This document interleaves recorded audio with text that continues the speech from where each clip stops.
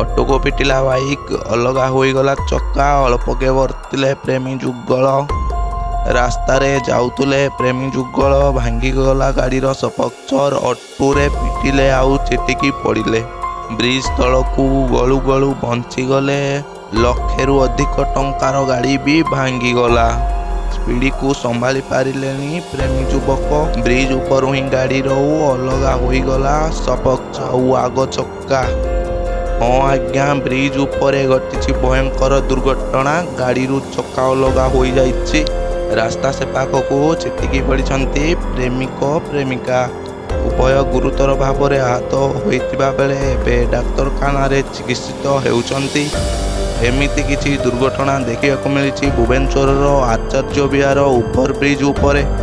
ଭାଗ୍ୟ ଭଲ ଥିବାରୁ କେହି ଓଭରବ୍ରିଜ ତଳକୁ ଗଳି ନାହାନ୍ତି।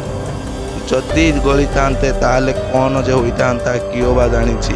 ଟିକେ ଏହି ଦୃଶ୍ୟକୁ ଦେଖନ୍ତୁ, କେମିତି ଗାଡ଼ିର ସପକ୍ଚର ପୁରା ଭାଙ୍ଗି ଯାଇଛି। ଗାଡ଼ିରୁ ପୁରା ଅଲଗା ହୋଇଯାଇଛି ସପକ୍ଚର ସହ ଗାଡ଼ିର ଆଗ ଚକା। ଏ ହେଉଛି ପଲିସର ଗାଡ଼ି। ଏବେ ପୁରା ଭାଙ୍ଗି ମଝି ବ୍ରିଜରେ ପଡ଼ିଛି।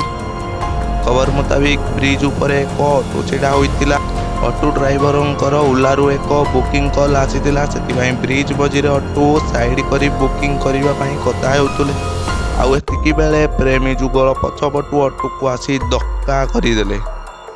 ଗାଡ଼ିର ବେଗ ଅଧିକ ଥିବାରୁ ଲକ୍ଷରୁ ଅଧିକ ଟଙ୍କା ବାଇକ୍ ପୁରା ଭାଙ୍ଗି ଯାଇଥିଲା। ସେପଟେ ଦୁର୍ଘଟଣା ହେବା ପରେ ଆଗୁଆ ଆମ୍ବୁଲାନ୍ସରେ ବସି ଡାକ୍ତରଖାନାକୁ ପଳାଇଥିଲେ ଉଭୟ। ଏହି ଗାଡ଼ିର ଆଗରେ ଲେଖାଯାଇଛି ଆମ୍ବ୍ଲି ବୋଲି। ଏଥିରୁ ଜଣାପଡ଼ୁଛି ଏହି ଗାଡ଼ି ଆମ୍ବ୍ରିରେ ଥିବା କୌଣସି ବ୍ୟକ୍ତିଙ୍କର ହୋଇଥିବ।